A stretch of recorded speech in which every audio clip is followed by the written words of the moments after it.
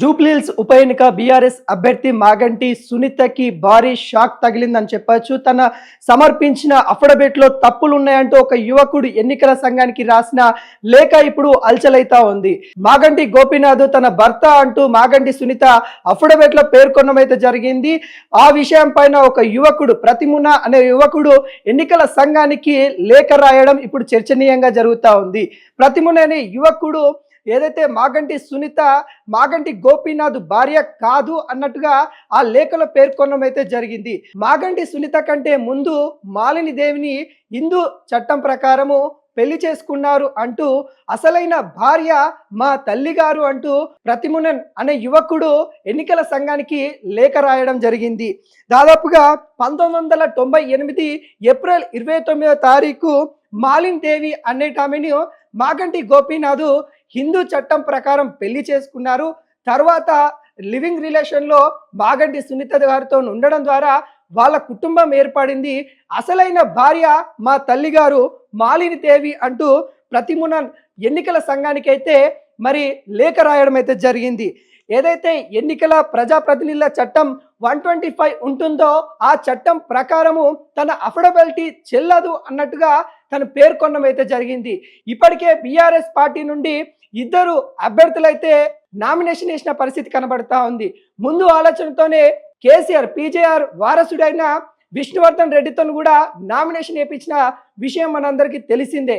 దానిలో భాగంగా ఇప్పుడు వార్తలు కూడా చెక్కలు కొడతా ఉన్నాయి.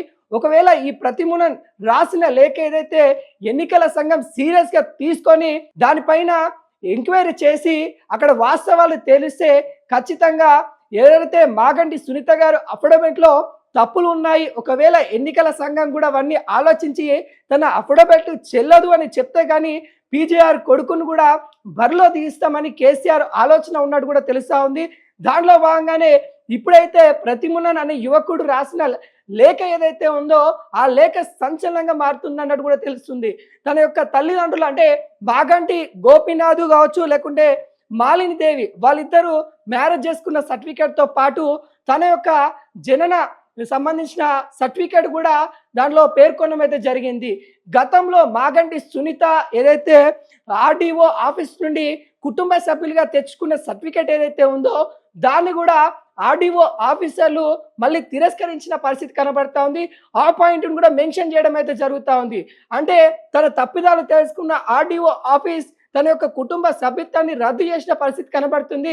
అలాంటి విషయాలలో ఎన్నికల సంఘం కూడా చాలా ఆలోచించాల్సింది అన్నట్టుగా ఆ లేఖలో క్లియర్ కట్ గా పేర్కొన్నట్టు కూడా కనబడతా ఉంది.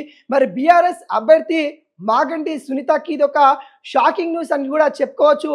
కేసీఆర్ ముందు ఆలోచనతోనే పీజేఆర్ కొడుకు అయిన విష్ణువర్ధన్ రెడ్డితోని మరి నామినేషన్ వేయించారనే వార్తలు కూడా ఇప్పుడు చెక్కలు కొడతా ఉంది. ఇప్పుడు బీఆర్ఎస్ అభ్యర్థి ఎవరు అన్న వార్త కూడా ఇప్పుడు ఒక ప్రశ్నార్థకంగా మారిపోయింది. మాగంటి సునీత ఉంటుందా, విష్ణువర్ధన్ రెడ్డి ఉంటారనే గందరగోళం ఇప్పుడు ప్రజల్లో ఉంటా ఉంది. ఇప్పటికే జూబ్లీహిల్స్ బై ఎలక్షన్ ని 3 పార్టీలు కూడా తగ్గపోరుగా పోరాడుతున్న పరిస్థితిలో ఇప్పుడు మాగంటి సునీతకైతే భారీ షాక్ తగిలిందని కూడా చెప్పుకోవచ్చు. ఈ పరిస్థితుల్లో ఏం చేయాలో తెలియని పరిస్థితి అయితే కనబడతా ఉంది. గత కొద్ది రోజులుగా మాగంటికి సంబంధించిన కుటుంబ కలహాలు కొంతవరకు ముందుకొస్తా ఉన్నాయి. అంటే వాళ్ళ సోదరులకు సంబంధించిన విషయాలు బయటకు వస్తూ ఉంది. కానీ ఏ సందర్భంలో కానీ ఈ ప్రతిమునన్ అనే యువకుడు బయటికి రాలేదు.